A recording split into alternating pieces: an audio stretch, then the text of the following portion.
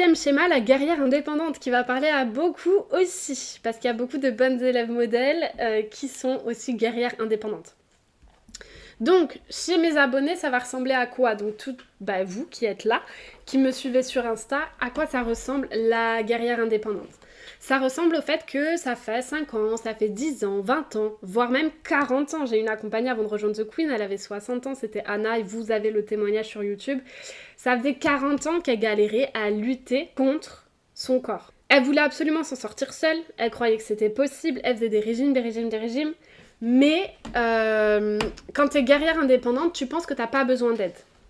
Et surtout, tu penses que si tu demandes de l'aide, il y a personne qui va pouvoir t'aider.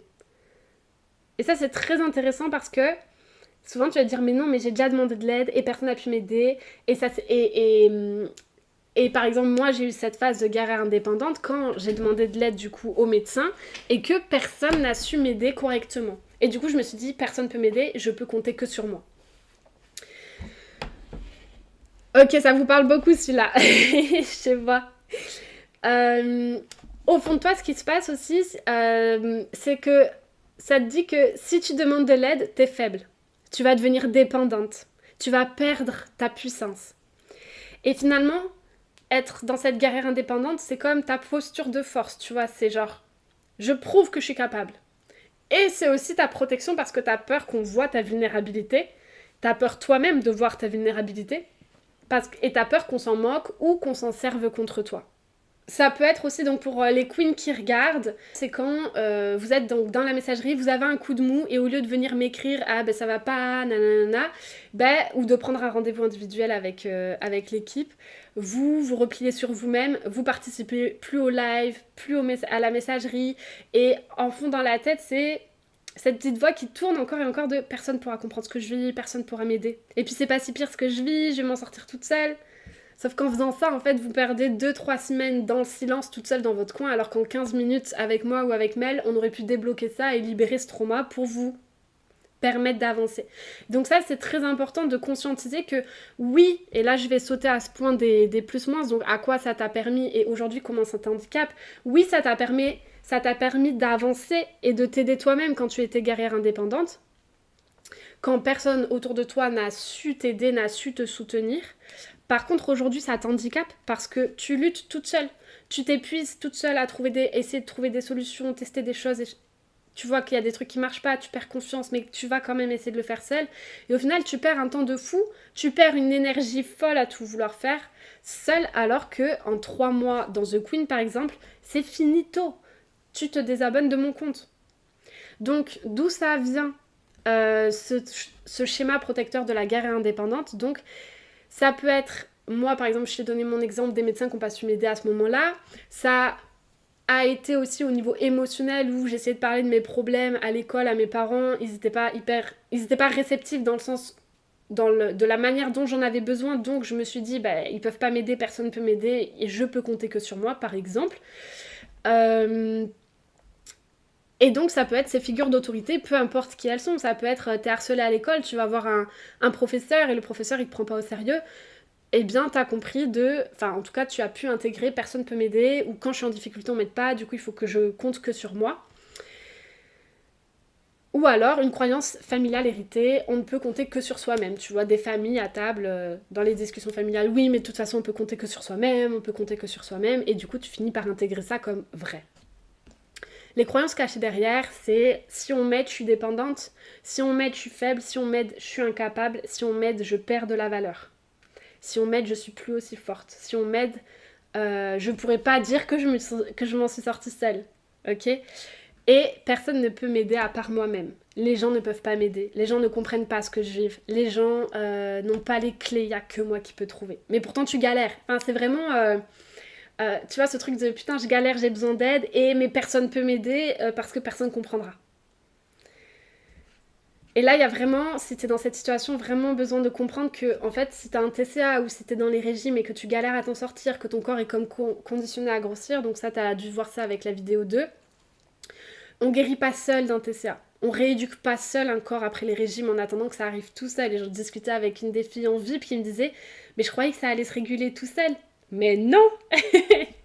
On retourne pas à l'autorégulation harmonieuse du poids sans faire le processus. Les régimes, c'est un bordel mental, c'est du poison dans le corps. Faut virer le poison et ça demande un process qui est bien particulier. Et à moins que toi, tu réinventes la roue par toi-même, mais quelle perte de temps, quelle perte d'énergie. T'imagines, en 3 mois, tu t'en sors, ou alors en 10 ans, tu réinventes la roue. Tu choisis quoi? L'ego, il aime pas se dire ah non, je vais demander de l'aide. L'ego, il aime bien dire non, mais je vais le faire seul. Tu vois, par exemple, j'ai mon frère, il préfère passer 6 mois à créer une pièce en 3D par fierté de le faire seul, etc., au lieu de l'acheter 300 € sur internet. Et c'est un peu ce raisonnement de est-ce que tu valorises plus l'argent ou le demander de l'aide, ou est-ce que tu valorises plus le fait de le faire seul? Et l'ego, tu vois, il préfère passer 10 ans à galérer seul et à réussir seul que passer 3 mois et avoir demandé de l'aide. Ça vous parle, ça, les filles? Je m'y retrouve complètement, ça me parle aussi. J'ai l'habitude d'être la plus forte, celle qui fait tout toute seule et qui s'auto-sabote bien. Ouais. Je coche toutes les cases, bonne élève et guerrière. C'est d'ailleurs ce qui a drivé ta perte de 20 kilos stabilisée pendant 3 ans. Ouais. Bah, c'est souvent ces deux profils qui arrivent à perdre du poids très vite et très fortement et à le tenir, mais à quel coût? Parce qu'on sait les dégâts que ça fait les régimes, on sait l'épuisement mental que c'est, le dérèglement. C'est-à-dire que, ouais, vous réussissez facilement les régimes, mais quel bordel après, quoi. Carrément. Croyance familiale, oh là là, ouais. Aurore, ouais, en t'écoutant, en fait, tu vois que c'était toi avant, finalement. C'est plus ça, en fait, maintenant. Prise de conscience en direct. Génial, mais c'est-à-dire que t'as bien avancé, Aurore, je suis contente pour toi. Carrément difficile pour les autres de comprendre. Ouais, exactement. Donc, là, je vous ai mis aussi une métaphore très intéressante. Écoutez bien, c'est ultra important parce que je sais que là, ayant moi-même été guerrière indépendante, je sais à quel point l'ego est fort et à quel point ça vient le titiller là quand on vient parler de ça. Quand tu t'es cassé une jambe, ok, tu te dis pas ah je vais la rééduquer seule.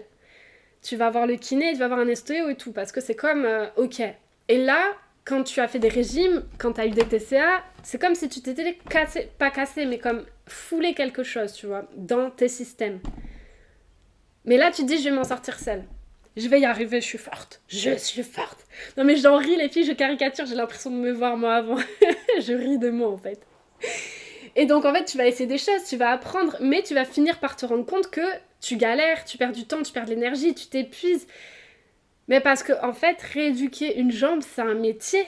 C'est des connaissances, c'est des années d'études. Et toi, t'as pas tout ça. C'est pas que t'es nul. C'est juste que c'est pas ton job. Et ça, il faut le faire comprendre à l'ego. C'est pas que t'es nul si tu demandes de l'aide, c'est que c'est juste pas ton job. Et donc, en fait, t'es comme un cheval, tu vois. Je t'ai mis la métaphore du cheval aussi que j'aime beaucoup. C'est comme, t'es un cheval, on t'a mis tes croyances et tout ça, t'as mis des œillères comme ça. Mais en fait, le cheval, il peut pas s'enlever les œillères tout seul. Il a besoin qu'il y ait quelqu'un qui, enlève les œillères. Mais non, toi et moi avant, tu vois, on est les chevaux, on galope dans les prés et on croit que le monde c'est que ça. Mais non, moi j'ai pas de trauma, mais non, je vais m'en sortir toute seule, je vais les enlever toute seule ces œillères. Tiens, je vais essayer contre un tronc. Ça marche pas. Et vous avez besoin d'aide, vous avez besoin de le conscientiser, vous avez besoin d'écouter cet ego qui vous dit non, non, non, non. Et dire, mais si, c'est pas votre job de rééduquer un corps, c'est pas votre job de déconditionner un corps du mode survie, c'est pas votre job de traiter des traumas et libérer ça, c'est pas votre job de désomatiser, de enlever la somatisation du stress des régimes du corps. Conscientiser ça, c'est hyper important. Sinon, vous allez perdre des années et des années et des années. Et donc là, pour toutes les guerrières indépendantes ici, vous avez besoin de prendre une décision. Soit tu continues à essayer de t'épuiser, de perdre des années de vie que tu pourrais, tu vois, cette énergie, tu pourrais la passer avec tes enfants, tu pourrais la passer dans ton job, dans tes activités créatives, tu pourrais la passer à kiffer ta vie. Et non, tu vas essayer de rééduquer ton corps seul. Tu vas, quitte à échouer, à recommencer, à finalement peut-être garder des séquelles et boiter toute ta vie parce que tu n'avais juste pas le process. Si tu essayes de rééduquer une jambe toute seule, ben peut-être que tu arriveras à remarcher, mais peut-être que tu auras mal toute ta vie, peut-être que tu boiteras encore toute ta vie, peut-être que tu réussiras, mais vois l'image en fait, vois la métaphore qui est hyper parlante je trouve. Soit tu choisis un pro que tu trouves meilleur que toi, parce que je sais que quand on est guerrière indépendante, si on se fait aider, on veut être aidé par quelqu'un de hyper fort, t'es sûr qu'il va pouvoir t'aider, parce qu'il y a ce schéma de mais non, mais personne peut comprendre et personne peut m'aider. Ok? Donc, trouve un professionnel que tu trouves meilleur que toi, que ton ego valide quelque part, et tu décides de lui faire confiance. Et ça, c'est important aussi, parce que parfois, je me retrouve avec des accompagnés de « Mais non, je vais y arriver sans les exercices. » Mais non, tu fais les exercices, tu me fais confiance, tu le fais, tu y vas. Et tu profites de son cerveau, de son expérience, de ses compétences pour réussir en peu de temps et en peu d'énergie. C'est comme, tu vois, si tu viens dans The Queen, je te prends mon cerveau, je te le donne et tu profites de tout ce que j'ai traversé, de tous mes enseignements. Et au lieu de toi tout recréer, réinventer la roue, t'as tout là. Et ça demande de mettre l'ego un petit peu de côté. Ok? Ropunette, c'est vraiment la bonne métaphore, je suis contente que ça vous parle. Trop bien. On va passer sur le prochain. Le mouton noir qui se demande qu'est-ce qui ne va pas chez lui. Dites-moi les filles dans le chat quand est-ce que... Enfin, si ça vous parle. Mais quand on a fait confiance à trop de pros sans avoir de résultats. Oui, c'est pour ça que j'insiste vraiment sur trouve un pro que tu trouves meilleur que toi et en qui tu as confiance. Ok?